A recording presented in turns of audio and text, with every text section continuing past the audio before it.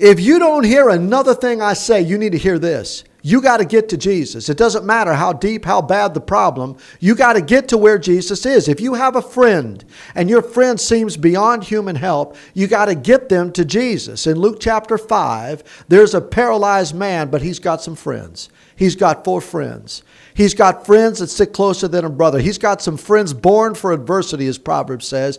They're going to get the man who cannot help himself, and they're going to get him to Jesus.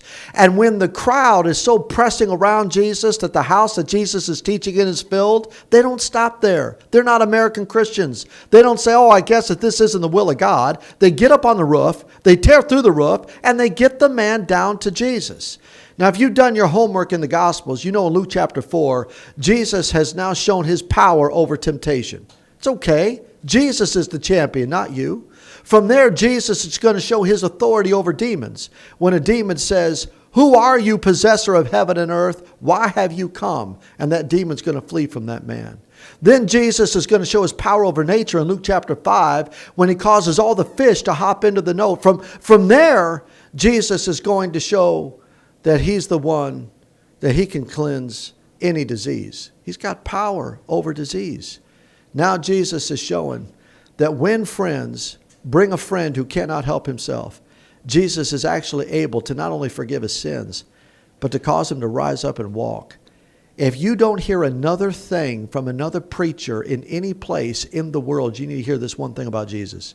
He changes everything. When you get to Jesus, Jesus is abounding in love. Jesus is compassionate. He's the one with mercy. He's the one that when he reaches out his hand, he can change leprosy like that. He can look down at a paralyzed man and cause him to walk. All of this says something about the power that Jesus has to do what God believed you needed most, and that is the forgiveness of your sin.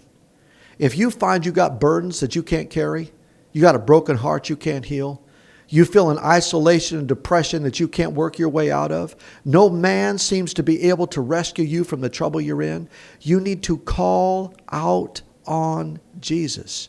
Jesus is able to redeem you, heal you, restore you, rescue you, and forgive you.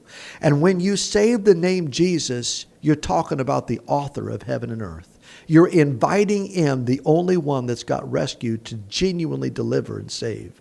Over and over in Luke chapter 4 and Luke chapter 5, I think you're going to see a smile on Jesus' face. And when he says to the man with leprosy, I'm willing, to his question, Lord, you can make me clean if you will. And Jesus says, I will. It gives you a little indication of the power he has in his fingernail. Who are you looking at? You looking at man or you looking at God? Are you desperate enough that you got some friends that can get you to Jesus? If you don't, you can still call out to him where you are, and he'll travel from heaven down to earth, and he'll look you in the eye, and he'll say, I'm willing. I'm here. You know what the psalmist says? That God says, call on me in the day of trouble. I will hear you. I will answer you. I will deliver you, and you will honor me. Get to Jesus. That's the main thing, and it's the only thing.